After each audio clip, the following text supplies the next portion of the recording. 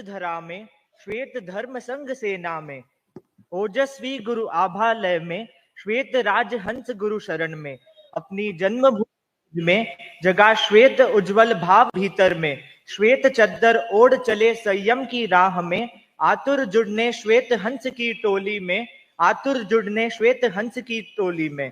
तुच्छ को चोट विराट के वैभव को प्राप्त करने के लिए, स्वयं को महासूर्य के आलोक से आलोकित करने के लिए, स्वार्थ और परार्थ से ऊपर उठ परमार्थ के राजमार्ग पर गतिमान होने के लिए उपस्थित है मुमुक्षु केविन शक्ति संघवी। अपने जीवन के 16 वर्ष पूर्ण करने वाले मुमुक्षु केविन का जन्म 19 अक्टूबर 2008 में भुज में हुआ।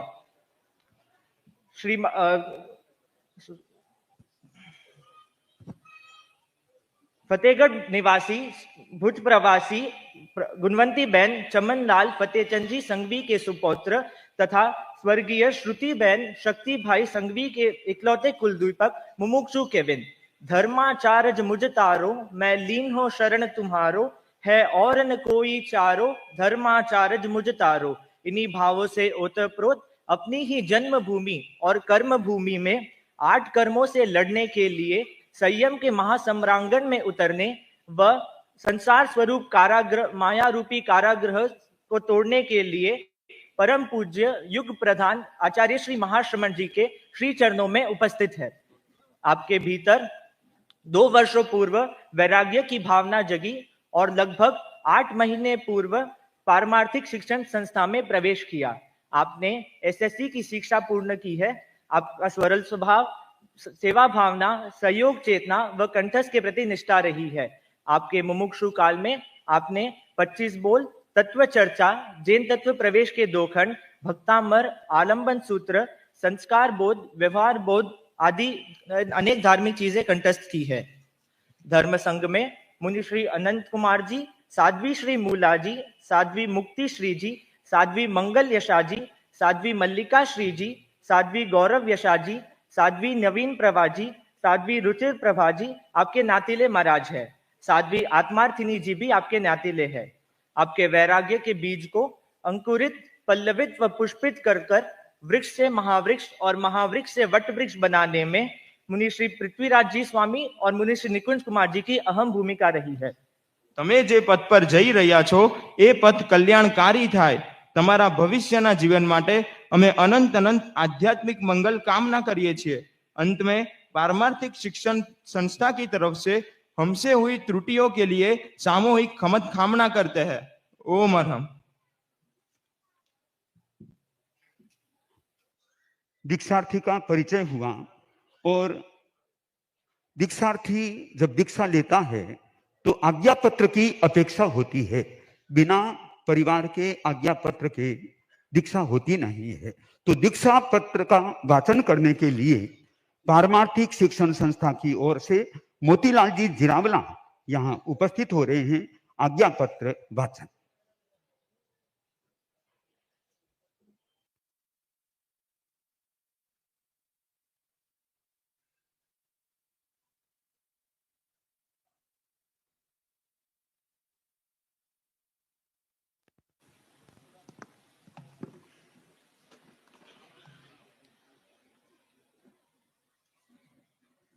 भन्ते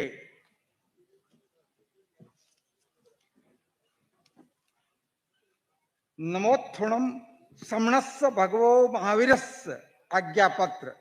13 पंथ धर्म संघ के 11वें अधिशास्ता अध्यात्म जगत के उज्जवल नक्षत्र महातपस्वी युग प्रधान आचार्य श्री महाश्रमण जी, साध्वी प्रमुखा श्री विश्रुत विभाजी एवं समस्त श्रमण श्रमणी वंद के श्री चरणों में सादर सभक्ति अभिवंदन। परम श्रद्धास्पद गुरुदेव, मेरा सुपुत्र केविन संघवी वर्षों से संयम साधना के लिए समुत्सुक है। मैंने इसके विचार परिवर्तन के लिए विविध उपायों को काम में लिया है, किंतु ये सभी कसौटियों में खरा उतरा है। अतः पूर्ण योग्य समझकर मैं बद्धांजलि प्रार्थना करता हूं कि अब इसे पुनित कर कर्मों के द्वारा मुनि दीक्षा प्रदान कर 13 पंथ धर्म संघ की चारित्रात्माओं श्रेणी में प्रविष्ट कर कृतार्थ करें। इसका संक्षिप्त परिचय इस प्रकार है। जन्म तिथि व स्थान 19/10/2008 भुज।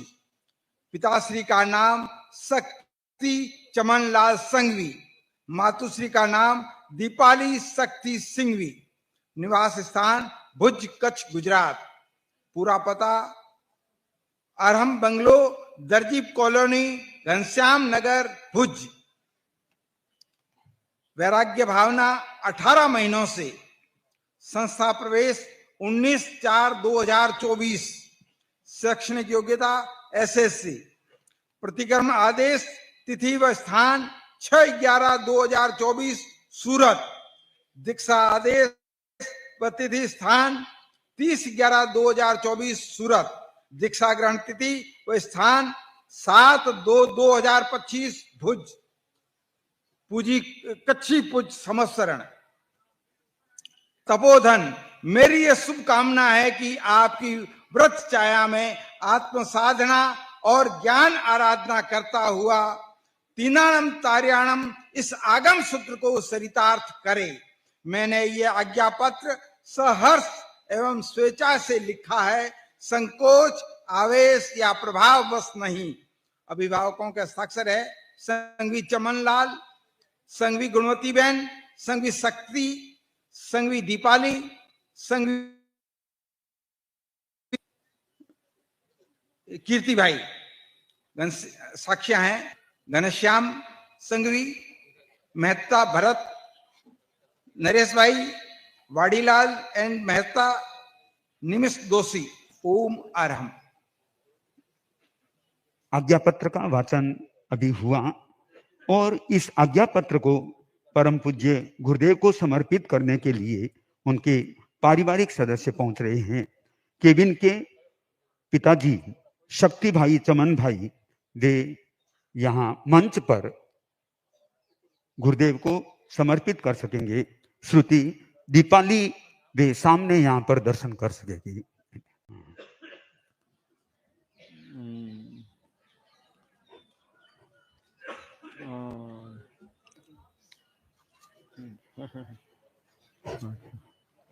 शक्ति भाई चमन भाई ने आज्ञा पत्र श्री चरणों में समर्पित किया और शक्ति भाई कह रहे थे एक दिन मैं भी दीक्षा लेके रहूंगा। अब आगे हम दीक्षार्थी केबिन वह श्री चरणों में उपस्थित है दीक्षा लेने के लिए, पर आज वह अपनी बात को भी जनता के समक्ष गुरुदेव के समक्ष प्रस्तुति देने के लिए आ रहा है। केबिन मुमुक्षु दीक्षार्थी केबिन। समता के महासागर परम प्रभु भगवान महावीर को श्रद्धा भरा वंदन। महाव्रतों के आध्यात्मिक महायज्ञ के प्रणेता, युग प्रदान, अध्यात्म जगत के महासूर्य, परम श्रद्धे आचार्य प्रवर के श्री चरणों में सब भक्ति वंदन। साध्वी गण की अधिनायिका साध्वी प्रमुखा श्री विश्रुत विभा जी को वंदन। मुख्य मुनि प्रवर एवं साध्वी वर्या जी को। लगता है कि इस जीवन की सबसे सार्थक और सफल घड़ियां आज उपस्थित हुई है, जो कि अपनी जन्मधरा भुज पर अपनी गुरुवर के मुख कमल से मैं दीक्षित होने जा रहा हूँ। असंयम से संयम की ओर प्रस्थान का नाम है दीक्षा। गुरु की कृपा और शिष्य का समर्पण, इन दो धाराओं के संगम का नाम है दीक्षा। शिष्य अपना सर्वस्व समर्पित करता है तो गुरु उसे आध्यात्मिक ऊंचाइयों तक पहुंचा देता है। गुरु वह होता है जो शिष्य को उभारना जानता है, उनकी प्रतिभाओं को निखारना जानता है, उनकी क्षमताओं को संभालना जानता है। गुरु अपनी प्रतिभा की बाटी से शिष्य के जीवन रूपी दीपक को ज्योतिर्मय कर देता है। जैन धर्म की यह परम पवित्र परंपरा हमें अहिंसा, सत्य, अस्तेय, अपरिग्रह, संयम और करुणा का मार्ग दिखाती है। यह मार्ग केवल बाहरी वस्तु के त्याग का मार्ग ही नहीं, बल्कि आत्मिक शुद्धि और आत्मिक कल्याण की ओर ले जाने का मार्ग है। मैं जब करीब 8 वर्ष का था तब मेरी माताजी काल धर्म को प्राप्त हो गई। वह समय मेरे जीवन का सबसे कष्टकारी क्षण था। मेरे पिताजी शक्ति जी संघवी ने मुझे पिता होने के साथ साथ माँ का सा भी स्नेह देने का प्रयास किया। मैंने मूर्ति पूजक आमनाय से संबंधित हॉस्टल में भी अध्ययन किया। मुझे वहां धर्म के संस्कार मिले। मेरा वहां दीक्षा लेने का भी मन हो गया। संयोगवश मेरा परम पूज्य गुरुदेव के दर्शन करने छापर जाना हुआ। वहां मुनि श्री पृथ्वीराज जी स्वामी जसोल से सेवा हुई।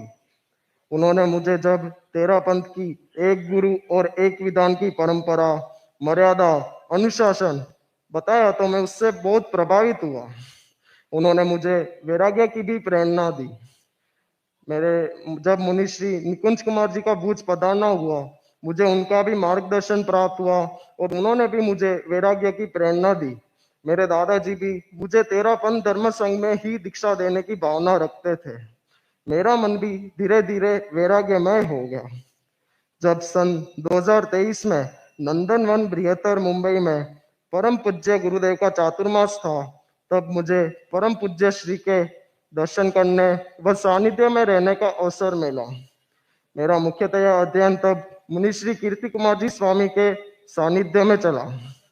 उन्होंने स्नेह और वात्सल्य से मुझे अनेक शिक्षाएं फरमाई। उससे मेरे जीवन में और निखार आया। उसके बाद मैं 10वीं की परीक्षा देने भूज आ गया। जब परीक्षा देकर पुनः मैं पूज्य गुरुदेव के सानिध्य में पहुंचा, तब मेरे परिवार वालों की अनुमति व सहमति से और गुरुदेव की स्वीकृति से मैंने 19 अप्रैल 2024 को पारमार्थिक शिक्षण संस्था में प्रवेश किया। मेरा मुमुक्षु काल में मुख्यतया मेरा अध्ययन मुख्य मुनि श्री के परिपार्श्व में चला। मैंने तत्वज्ञान के अनेक ठोकरे, हिंदी व संस्कृत के श्लोक कंठस्थ किए। उनके दर्शन व सानिध्य में रहकर उन्होंने मुझे अनेक शिक्षाएं फरमाई। उससे मेरे वैराग्य भाव और पुष्ट हो गया। गुरु परम पूज्य प्रवर का स्नेह, वात्सल्य और समय समय पर मिलने वाला संबोध संयम के प्रति निष्ठा को और पुष्ट करने वाला तथा श्रद्धा को गहराई देने वाला था। मुमुक्षु काल में मुनि श्री अजीत कुमार जी स्वामी, मुनि श्री राजकुमार जी स्वामी, मुनि श्री दिनेश कुमार जी स्वामी, मुनि श्री ऋषभ कुमार जी स्वामी, मुनि श्री कीर्ति कुमार जी स्वामी, मुनि श्री नमन कुमार जी स्वामी आदि अनेक संतों का सानिध्य व मार्गदर्शन मुझे मिला। मेरी इच्छा थी कि मेरी दीक्षा भुज में ही हो जाए, किंतु मेरे परिवार वाले इतनी जल्दी दीक्षा देने के लिए सहमत नहीं थे। आखिरकार गुरुदेव की कृपा से परिवार के लोग भी मेरी भावना से सहमत हो गए। परम पूज्य गुरुदेव ने सूरत में साधु प्रतिक्रमण सीखने का आदेश फरमा दिया। स्वयं गुरुदेव ने 25 बोल, जैन तत्व प्रवेश के प्रथम खंड के 3 बार, साधु प्रतिक्रमण का एक परीक्षा ली। गुरुदेव ने कृपा करके 30 नवंबर 2024 को भुज में दीक्षा देने की घोषणा कर दी। आज वह चिर प्रतीक्षित क्षण आ गया है, जब मैं घर त्याग कर अपनी जन्मधरा पर ही मुनि व्रत स्वीकार करूंगा। परम पूज्य गुरुदेव द्वारा मुझे वह अमूल्य 13 करोड़ की संपत्ति मिलेगी, जिसे कोई सौभाग्यवान पुरुष ही प्राप्त कर सकता है। आज मैं अपने पारिवारिक जन, दोस्त, मुमुक्षु परिवार व उन सबसे जान अनजान में हुई गलतियों के लिए क्षमा करता हूँ। अंत में एक कविता प्रस्तुत करना चाहूंगा। सपनों से आगे एक प्रकाश है, सांसारिक मोह अब इतिहास है। राग द्वेष का बंधन टूटे, संसार के संबंध छूटे। ज्ञान का दीप जगमगाए, अज्ञान का अंधकार मिट जाए। त्याग की गाथा तप का जल है, जीवन भर रहना निर्मल है। सांसारिक सुख अब पराए हैं, शाश्वत सुख की आस लगाए हैं। पंच महाव्रत को करना स्वीकार है, मुझे तो बस साधुपन से प्यार है। मन की व्यथा अब शांत हुई है, धर्म की धारा अब आरंभ हुई। आत्मा का यह अटल प्रण है, मुक्ति का मार्ग ही जीवन है। दीक्षा का यह पावन क्षण है, हर श्वास में प्रभु का वचन है। महाश्रमण गुरु सन्निधि चाहूं, महाश्रमण गुरु सन्निधि चाहूं, भवसागर से मैं तर जाऊं। ओम हरम। जैन मुनि दीक्षा का प्रसंग है और जैन शासन में भी यह जैन श्वेतांबर 13 पंथ की दीक्षा का प्रसंग है। दीक्षा के संदर्भ में यह आज्ञा पत्र मेरे पास उपलब्ध करा दिया गया है और लिखित आज्ञा का अपना महत्व होता है। परंतु परिषद है, साधु साधियां है, तो साक्षात भी मौखिक भी हम आज्ञा लेना चाहेंगे तो दीक्षार्थी के पिताजी हैं, दादाजी भी हैं, माँ और वो थोड़े सामने रहे, मैं उनसे थोड़ी सी बात कर लूं। खासकर दादा पिता माँ ऐसे वो मुख्य तो माता पिता है, बाकी दादाजी भी हैं और दादी जी हो, कोई माँ हो। हाँ, ये केबिन आपका लड़का है, हम इसको साधु दीक्षा दे दें, आपकी ओर से आज्ञा है, ठीक है, दीक्षा दे दें। आपने भी देख लिया, इसको परीक्षा करी होगी, देख लिया होगा, आपकी सबकी आज्ञा है ना। और भी इनके कोई संबंधी अपने स्थान पर कोई चाचा मामा ऐसे कोई हो, वो भी खड़े खड़े दिखाई दे सकते हैं, इसके रिश्तेदार जो हों और वहीं खड़े हैं अपने स्थान पर ही। हाँ, वैसे मूल आज्ञा तो इन लोगों की, आपका भी इसमें समर्थन है ना, समर्थन दीक्षा में है, ठीक है ना, ठीक है, ठीक है। 2 मिनटों में कोई ये पिताजी कुछ कहना चाहें तो, पिताजी इसके कोई कहना चाहो तो आप 2 मिनट में कोई।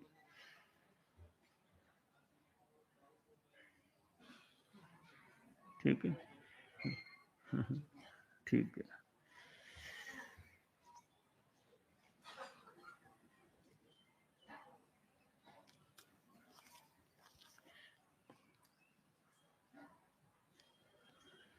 तो मेरे पास ये लिखित और मौखिक, मान लो 2 आज्ञा पत्र भी आ गया, लिखित भी मौखिक भी स्वीकृति हो गई। अब मैं दीक्षा संस्कार की प्रक्रिया में आना चाहूंगा।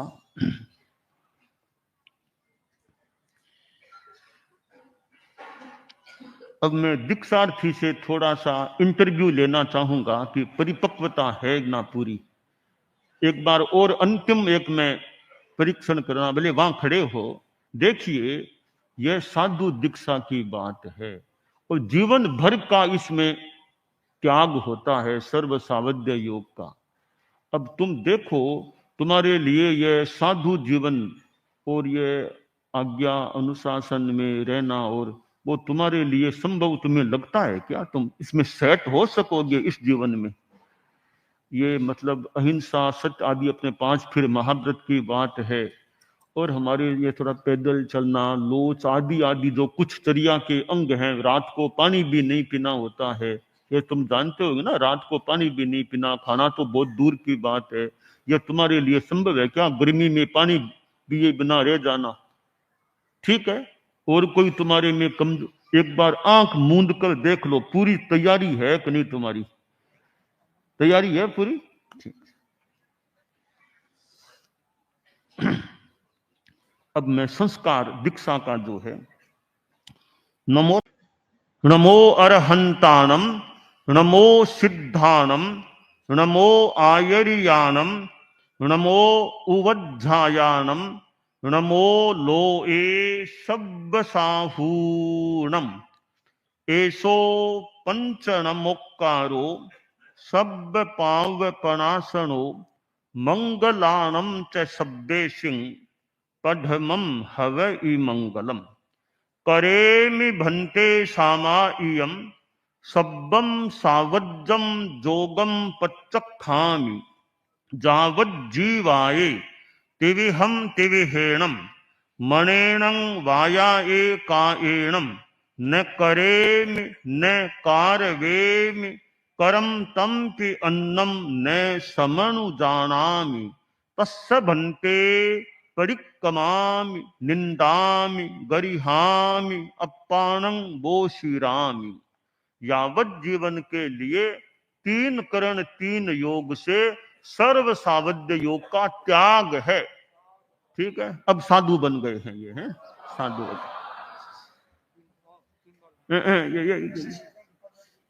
ये साधु। अब 3 बार यूं बंधन कर लो।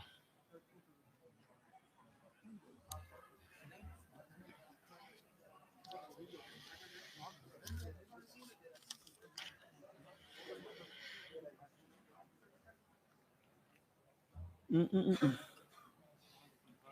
आप सुनता हूँ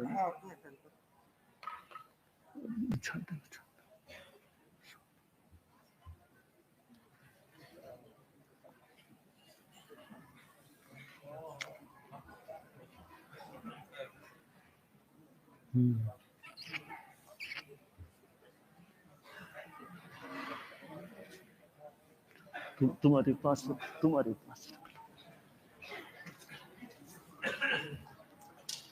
ठीक है। अतीत की आलोचना स्तुति का क्रम संपन्न हुआ। इसके बाद केश लोच संस्कार होना है। तो ये ऐसे लोच की हमारी जैन शासन में एक विधि है, विधा है, परंपरा है कि साधुओं के लोच होते हैं, साधियों के भी होते हैं। तो अभी दीक्षा का जो समय है उस काफी बाल तो वो अपने घर में और में अपनीत हो जाते हैं, थोड़े से बाल छोड़े जाते हैं, वो बाल अब हमें लेना है ना। आगे आ जाओ, यहाँ तार को बिना छुए, तार को बिना।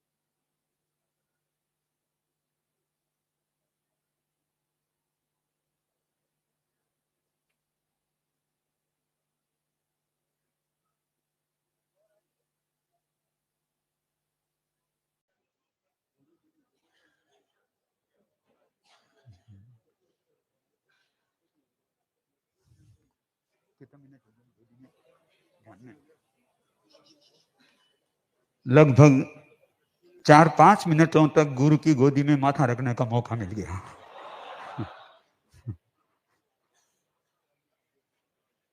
अब परम पूज्य गुरुदेव पुनः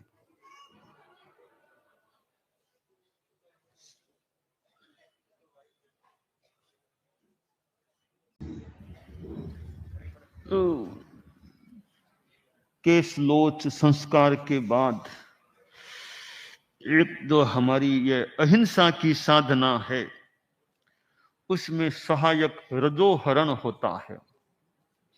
ये रजोहरण जो हमारे जनरली साध्वी जी इसको तैयार करते हैं, कदाचित संत भी कोई तैयार बना लेते हैं, कदाचित मान लें। ऐसे प्राय सामान्यतया साध्वी जी तैयार करती हैं। वो ये सफेद सी ऊन का है। यह जैसे अंधेरे में चलना हो, बैठने के लिए पूंजना हो तो रजोहरण, रात को चलना हो अंधेरे में, रात को ये काम आ जाता है। ऐसे यह रजोहरण है। तो और तो सामान, कई सामान घर से परिवार वालों ने भी कपड़े आदि की व्यवस्था की ही, पर ये रजोहरण तो सामान्यतया वो हमारी ओर से साध्वी जी का हमें मिलता है, वो काम आता है प्राय जनरली। ये रजोहरण दिया जा रहा है। और इधर आर्षवाणी तो वासुदेव ने जो बोली आगम में जो है, नानेनम दंसनेनम च चरित्रेण तहे वये खंतीये मुत्तीये बद्धमानो भवाहिये, ज्ञान दर्शन चारित्र और शांति मुक्ति में वर्धमान रहो। खूब अच्छी साधना ये, ठीक है। तो अब यहाँ उधर बैठ जाओ बोले।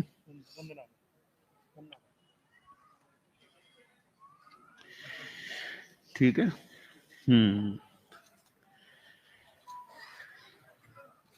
ठीक है, बैठ। अब खड़े रहो बोले।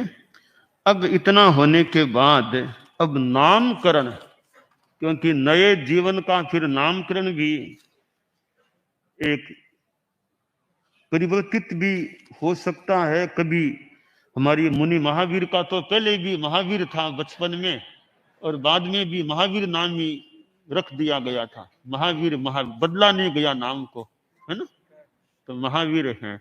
तो कभी अच्छा नाम होता है तो घर का भी, परिवार का वो भी रख लेते हैं, और अधिकांशतया प्राय नाम नया कर देते हैं। तो इसका नवदीक्षित का नाम केविन है, तो केविन हमारे साधु समुदाय में थोड़ा नया नाम रखना चाहते हैं। तो नए नाम की दृष्टि से कि हमारी भावना भी केवल ज्ञान कभी मिल जाए, हैं, केवल ज्ञान मिल जाए, यह भावना हम रखें। तो नाम दे रहे हैं मुनि कैवल्य कुमार। कैवल्य कुमार,